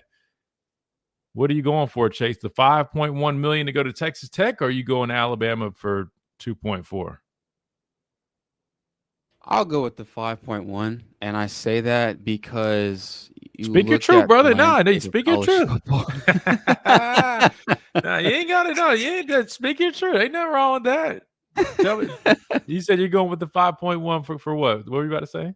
I was going to go for the 5.1. I say because of the landscape of college football, Christian, eyes are everywhere. This is probably the most opportune time to get your name out there for marketing, networking, really show your talent. And it doesn't even matter. I feel like the conference, like the SEC is the best conference out there. Yes.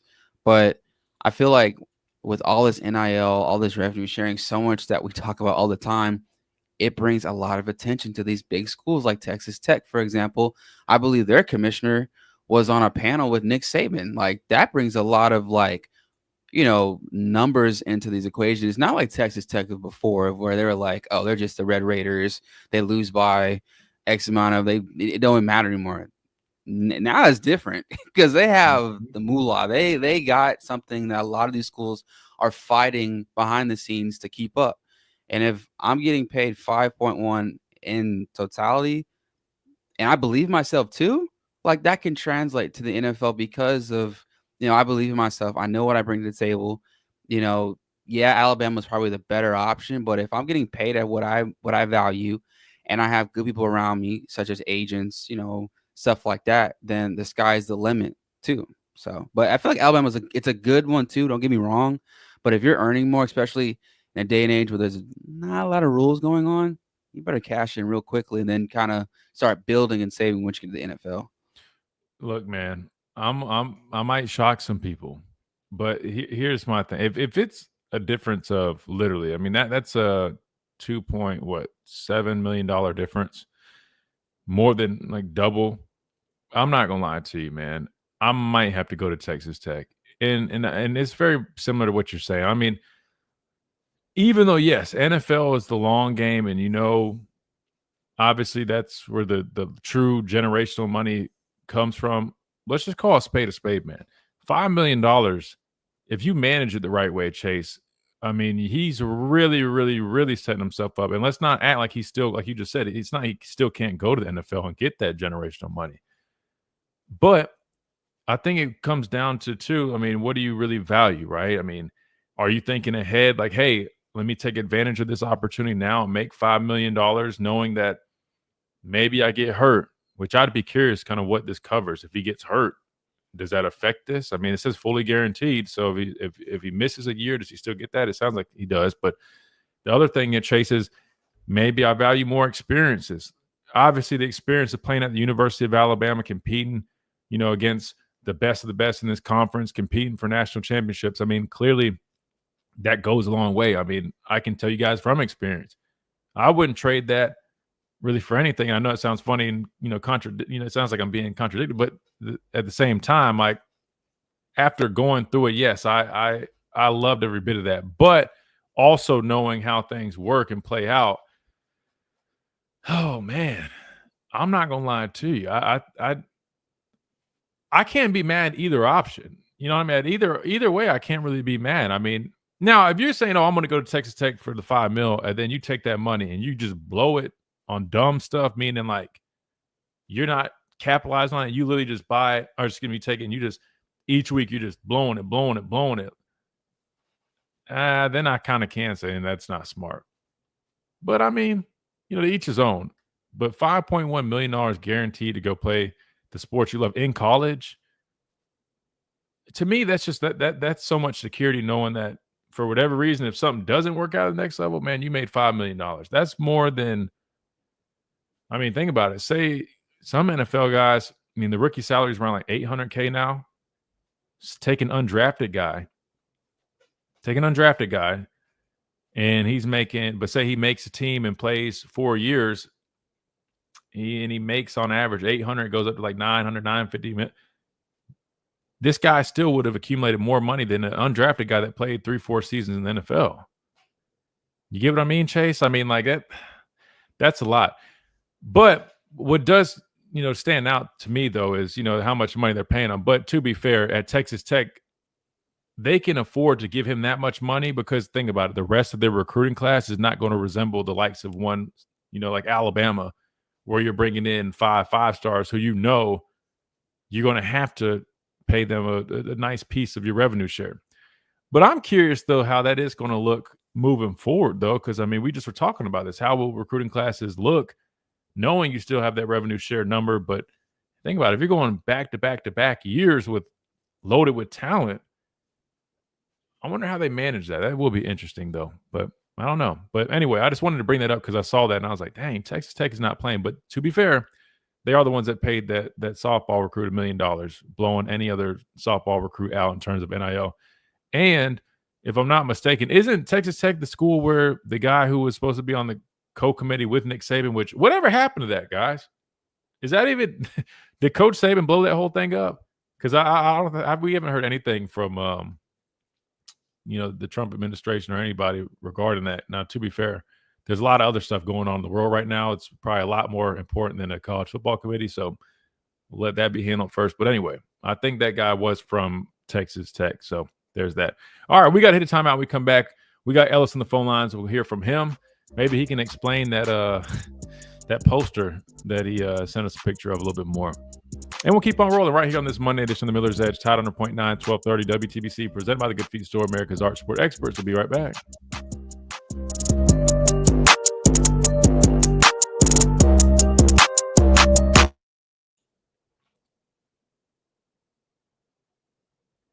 A lot of this kid's success on the field is going to depend on players around him. So how does that make his teammates feel less valued?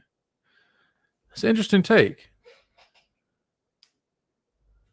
But I would say this. To be fair, he's getting that coming out of high school, being, top recruit. That's what the other recruit. I'll say this. That's a good point. The other recruits, I don't think they shouldn't feel any type of way unless they feel like they're not getting what they feel like they should, which I'd imagine they probably wouldn't come there if that was the case. Now, the guys that are already on the team, like let's say the other offensive linemen that are on the team right now that might be making $100K, and then this guy shows up next year and they know he's making 1.2 his first year and he'll make 5.1, they probably definitely will feel a type of way. But to be fair, the way it works now is they can test the water and try to get somebody to pay them if they feel like they're worth that.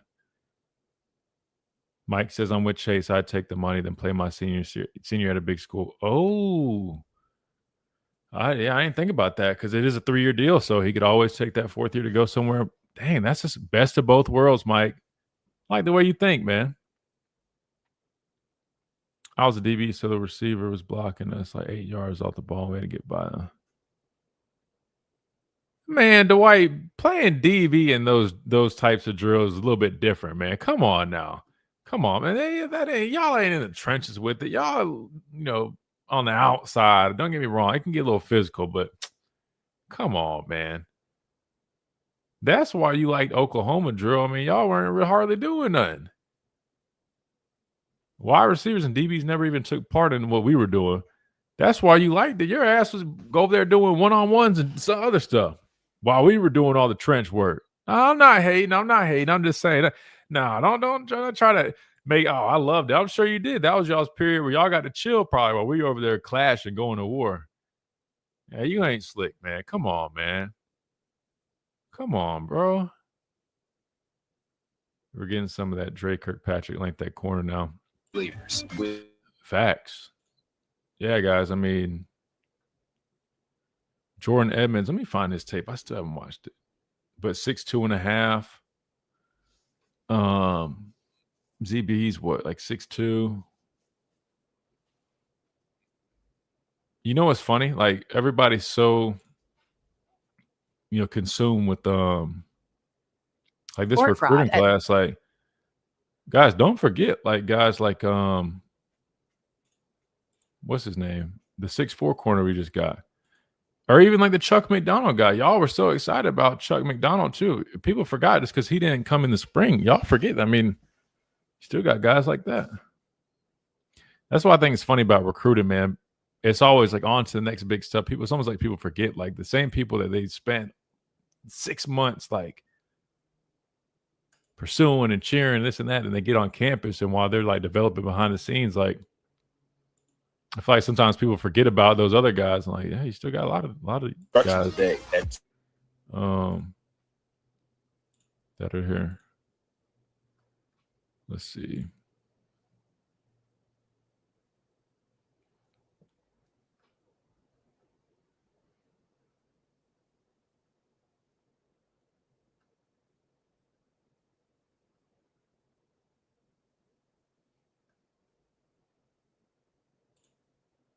.30 Weather Center on Tide 100.9. It's 93 degrees in Tuscaloosa.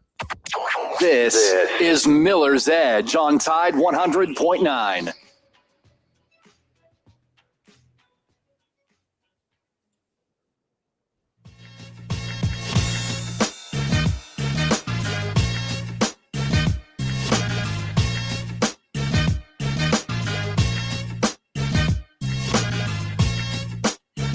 And welcome back into Miller's Edge, Tide 100.9, 1230 WTBC, presented by the Good Feet Store, America's Arch Support Experts. All right, let's go back to the phone lines, 205-342-9904.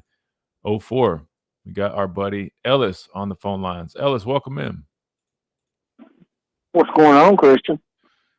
Not much, man. I was doing better until I saw that damn poster that guy was holding that you sent a photo of. I mean, Ellis. I mean, why is that guy holding that sign? I mean, what?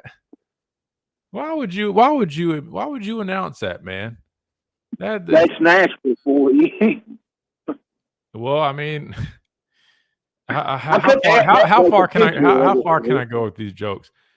Well, I'll just say this. I'm trying to find it. So basically, the sign is the guy's saving money to. I misread it earlier. He's not looking for an enhancement. He's looking for a deduction. He's trying to reduce something. So there you go. If you guys have Ellis on Twitter, man, you can see what I'm talking about. I don't want to say it on live radio because I don't want to get in trouble. But basically, that other leg that he has, he claims he needs to take some off of it. There you go. There you go. Yep. His other leg's a little bit too long for him. Jesus Christ. But had a good time there in Nashville. You know, big fireworks show. Was it on Broadway? Where was the fireworks show at? Was it on Broadway? Yeah. I was on 2nd Avenue. I was right there at 2nd Avenue, and the fireworks went off on the other side of the river right there at Titan Stadium. Nice. So I was probably 50 yards from the main stage where the music was being played. Nice. Well, that's cool, man. I'm glad you enjoyed it, man. Yeah, done some honky tonking, you know. I'm surprised you didn't head to your cave, man. You got a lot of people that are intrigued by the cave stuff now, man. Now that they can actually see what we're talking about. Because I share it on the YouTube stream, Facebook stream. So now people have said they probably thought we just were being silly talking about this stuff you always mention, but nah, they've seen it. It's the real deal. So now a lot of people are trying to figure out, man. You might need to just become a tour guide, Ellis. Maybe that's what you need to do. I know you do a bunch of side hustles. You do a whole bunch of stuff. Maybe you need to be a tour guide and take people on blueberry tours, cave tours, Nashville. Hell, you literally go everywhere and anywhere, man. Yes, and I'm going out there to go in that cave further back in there next month. His wife, she lives in, the man I work for, she lives in California and he lives here. Kind of crazy, Dang. but, well, that's California people, Yeah.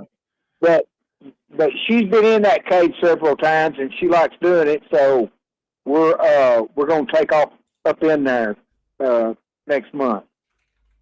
That'd be cool. A good hot Saturday. I got to get me a real bright light to carry with me. Yeah. Don't get lost, Ellis. We can't have you get lost, man. We need to make sure. No, I'm not gonna get lost. Yeah, who am I kidding? You know that place like the back of your hand, I'm sure. But I just want to say I'm excited about that young man because he's big and physical, and he can overtake the opposite side there.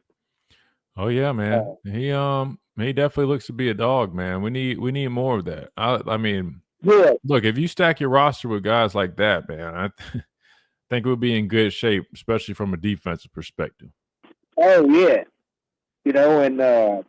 and I seen you showed clips of him, videos of him playing. Yeah, man. Yeah, you didn't think I come up on YouTube, surprised you there, didn't I? I know, man. I was shocked. I was like, man, look at my guy Ellis, man. I'm not gonna lie, I didn't know you had YouTube, man. I was like, wow, look at Ellis. Oh yeah, yeah.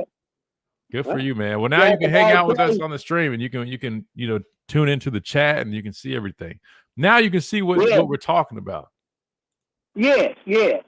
I enjoyed it. I'll be doing it again. But good deal, man. Good deal. I'm just excited about the future, but we still got to get these players signed, But I just got a feeling that they're going to stay and they're going to play for Alabama because of the coaching staff we got.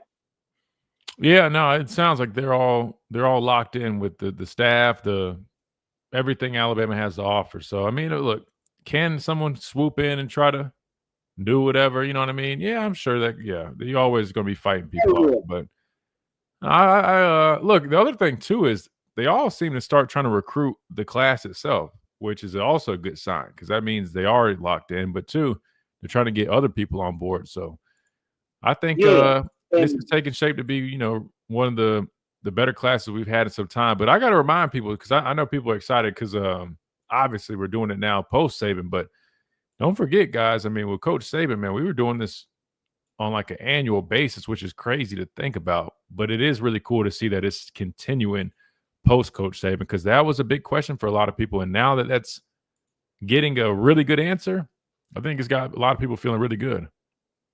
Yeah, and a lot of people worry too because you got all these people talking about it. They're talking about it up here. Then you got the poor booger eaters on the other end of the state down there. Yeah, but that's why you just gotta tune out the external stuff. Like I said, I have no idea what they've got going on. That's why even like when people. I'm just really I'm careful about who I listen to, right? Just because I'm like, there's a lot of people that unfortunately they have platforms that don't know what they're talking about. I always urge people just try to find somebody you trust, a good source. Yeah. Well, I listen to you. I listen to Ryan Fowler, Gary Harris, Wyatt. That's who I listen to. Good choice. I know I'm getting the correct thing, but what about you? I know I don't want to talk about Auburn, but what about you, Freeze, saying that they're doing it the right way? Yeah, I think he's just talking, Ellis, if I'm being honest with you. I mean, I literally know for a fact, I mean, that they've done stuff not the right way over the past few years, and I know for a fact that's to be true. I'm not necessarily saying what it was like violations, but what they were doing was not the norm of, we're just recruiting a guy, good relationships, trying to get good. No, yeah. I mean, they were doing the most. So I think it's just honestly someone trying to deflect from the true issues. And that is, I mean, they probably don't have a great culture established there. And listen, I'm not just saying this because it's like, it's Auburn. Like I know a lot of people that, Alabama fans, even hosts, like they just trash Auburn because it's Auburn. I'm not saying that. You guys know me. I don't really, it's not that deep to me. But I'm just being honest. But from I know you are. But from my perspective, Ellis, I'll be honest, they don't seem to have that same culture that we have. They don't seem to have all their ducks in a row. No. And I think that's that's why they're seeing those results, right? I mean, money can only do so much. And I think, yes, people are going to be chasing that, but if they were smart, they would listen to what all these recruits are saying and how they keep talking about Alabama, family atmosphere, the relationships with the coaches, everybody. I feel at home.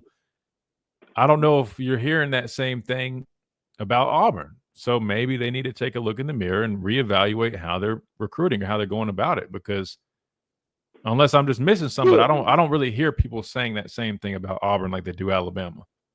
No. And parents like hearing that also. What you were talking about, it feels like home and family, you know. And that's and big, man. I mean, look, like the kids are, the ultimately the guys that are going to be going to play the sport and whatnot. We know that. And yes, money is a big thing with revenue sharing NIL, but at the end of the day, I mean, you still got to convince these parents to feel good about sending their kid to said school. Yeah. And that goes that's not only about him attending the school, but also they want to feel good about their kids' chances of having success. And quite frankly, I feel like Alabama makes people feel very confident in both those categories, both the resources available. I just told you guys about the first, resources to get real estate license, resources to do anything you can imagine. But then also the success rate of sending guys to the National Football League is really high at Alabama. So, I mean, it's like, there you go. Yeah, it's self-explanatory. I don't know why Auburn can't, or anybody who doesn't understand. I don't know why it's so hard for people to comprehend, man. That's doing it the right way, in my opinion. Everything's hard for the bugs down there. I imagine so. Well, Ellis, we appreciate you, brother. I'm glad you had a great fourth, man. Great hearing from you. Yeah, and I'll be calling again and listening and watching on YouTube. There you go, man. Glad to have you on board over on YouTube. Again, we are live on YouTube. Shout out to Ellis, and now he's joining us. Completely free. We just asked you drop a like, subscribe if you guys haven't, and roll from there. Ellis, you have a good one, brother. All right, buddy. Roll Tide. Yes, sir. Roll Tide. And with that, we got to hit one more timeout. When we come back, we wrap things up right here on this Monday edition of the Miller's Edge, Tide 100.9, 1230 WTBC, presented by the Good Feet Store, America's Art Sport Experts. We'll be right back.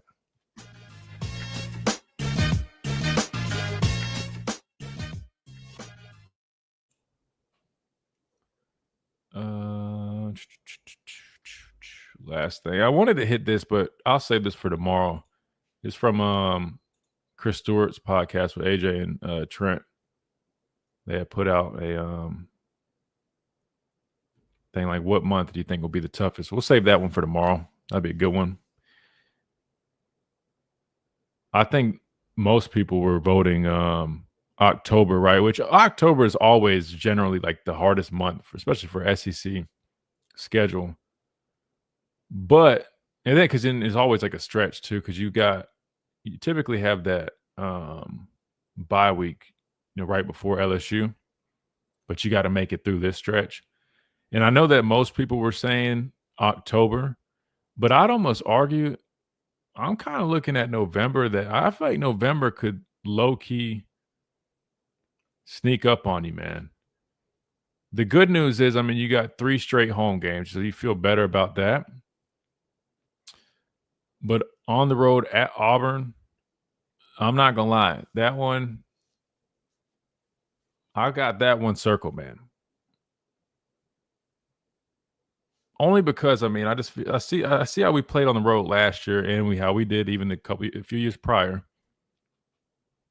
We just got to get that edge back of how we show up on these road games, man. But anyway, looking at November, LSU is going to be tough. I think Oklahoma, they're coming here. We'll see how they are. But a lot of people think they'll be a lot better than they were last season. Definitely were good enough to beat us last year. But I don't know.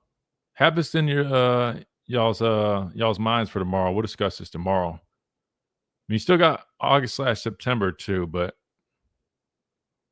I don't know. I guess that is tough. I guess I would say it's a pretty balanced schedule. But Vanderbilt home, Missouri away, Tennessee home, South Carolina away. I don't know. I'll be honest. Sneak peek, I'm kind of leaning towards November, man. Mike threw a whole new one in there. That's a good point. January with 4 playoff games. Yeah, that would probably take the cake. That probably would take the cake. if I said so myself. Athletic trainers and mentors who are shaping the next. But Vanderbilt, Missouri, we'll have to see Missouri. I don't know how Missouri. I don't know how they're going to look this year. Same with Tennessee. I mean, I think Tennessee, obviously, it's Tennessee, right? I mean, it'd be a solid team, but I don't know, man. Losing their quarterback, we'll see what the guy that transferred in can do. South Carolina, I mean, obviously, is the toughest out of the bunch in that group.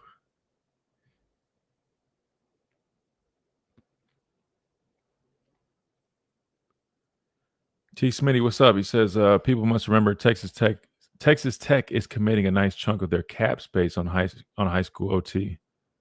You only have so much to spend on your team. That being said, I'm taking the cash. I ain't mad at you, brother.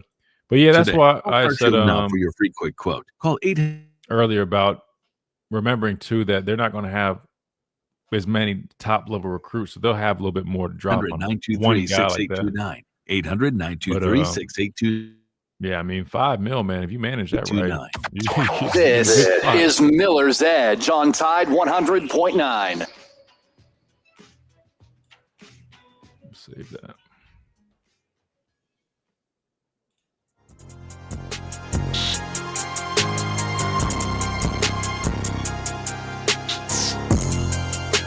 And welcome back into this Monday edition of Miller's Edge, Tide 100.9, 1230 WTBC. Real quick, let me remind you about our friends over at R&R Cigars. Hope you guys took advantage of this weekend for sure for 4th of July. I know a lot of people like lighting them up on 4th of July, not just fireworks, but cigars too. But if you didn't, no worries. You can always go to R&R Cigars, take advantage of all the deals and promotions that they got. Make sure you use that code Miller's Edge at R&R Cigars to get that 20% off. As a matter of fact, it's right here on the stream that you guys can see right here. Code Miller's Edge, 20% off on their website, rnrcigars.com. Best humidor in the Southeast. And make sure you guys check them out if you are here in Tuscaloosa, 2703 Gary Fitz Street. One of the only places here that puts on those fights. So if you're a big combat sports guy, UFC, boxing, they're getting those fights. They're putting them on for you. You can go enjoy a nice stick, 160 bourbons to choose from. You can't beat that, man. I mean, talk about, world-class drinks and cigars right there for you at R&R Cigars. At the mansion, wraparound porch, TVs throughout, man. Go and fellowship, hang out, have a good time. You can't beat it, especially during football season, man. People are lined up there watching the games all day, even watching the game, if they don't have tickets. So make sure you guys got them in mind. R&R Cigars, the official cigar provider of Alabama football since 2014. Again, 2703 Gary Fitz Street is where you find them here in Tuscaloosa. rnrcigars.com, code Miller's Edge on the website. Chase, I said I'm going to save this for tomorrow, but I want everybody to kind of keep this in mind. This was from the Dynasty, Chris Stewart's podcast that he does with Trent and AJ McCarron. What month do you guys think will be Alabama's toughest month? Now, again, looking at the schedule, August/September, you got Florida State on the road. That's the first game. ULM, Wisconsin at home. Then you go on the road to play Georgia. October, you got Vanderbilt at home. Revenge game for us. Crazy that we're saying that. Let me not even say that. Matter of fact, scratch that. We're just playing Vanderbilt. Missouri on the road.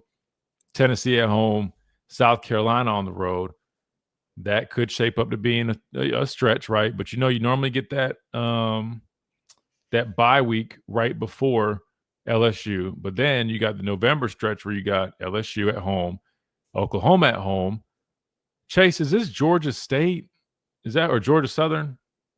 I can't remember. I'm drawing a blank. It has to be one of the two. Is it Georgia Southern? Anyway, smaller school, and then Auburn on the road. Chase, it's gonna bother me. I gotta find this out. Let me look this up. Because I don't think you know off the top of your head, do you? Georgia. I'm thinking Georgia State, but let me double check. Yeah, I think it's State. Is it State? I think it's State. Let me see. Hold on. Georgia State football. No, not the map. I want the football. See, guys, typing and talking is not easy. Luckily, we're winding down. Yeah, I'm pretty sure that's Georgia State. Yeah. Did they change their logo, though? I feel like the old logo used to be like a head-on Panther or whatever they are. What do you get what I'm saying? Like it was more like head-on. This one's like from the side. Hey, no, that's Eastern Illinois. Oh wait, is it really? It looked like Georgia State though. Dwight says Western Illinois. Wait, hold on? Is it Georgia Southern, Georgia State, Eastern, Western Illinois? Okay, we'll go with one of the Illinois teams. Listen, guys, that's no shade at them. I genuinely didn't know, and I know Eastern. I probably should just know our schedule by heart, but I'll be honest. When it comes, it's like everybody. And then when we get like a small school that is a little bit different, like normally like the small schools we used to rotate was like, thank you, Dwight. Thank you, Southern. Eastern Illinois. We used to rotate like Western Carolina. Damn, I'm drawing a blank. Who were the other small schools we used to play like every other year? Hell, we played the Citadel. We used to play a bunch of small schools from the Carolinas for whatever reason. Maybe they did that because they wanted, I don't know, to be able to have more recruits from the Carolina area to be able to. I honestly have no idea. Western Carolina, the Citadel. Damn. There's a one. Wait, hold on. Where did Coach Saban played it? Where? That's how you know the show's winding down. It's time to get out of here. I can't even think anymore. You guys get the point. Anyway, I don't really remember playing Eastern Illinois, but there you go. You got them right there before you go on the road to play Auburn. That being said, keep that in mind. We'll discuss that tomorrow. Plus another number of other topics right here on the Miller's Edge for a Talking Tuesday edition right here, Tide 100.9, 1230 WTBC. This has been the Miller's Edge presented by the Good Feet Store, America's Art Sport Experts. Appreciate everybody, listeners on the radio, on the app, YouTube stream, Facebook stream, Chase Behind the Glass, all you guys, the callers. We greatly appreciate you guys. And we look forward to doing it all over again with you in 22 hours right here, Tide 100.9, 1230 WTBC.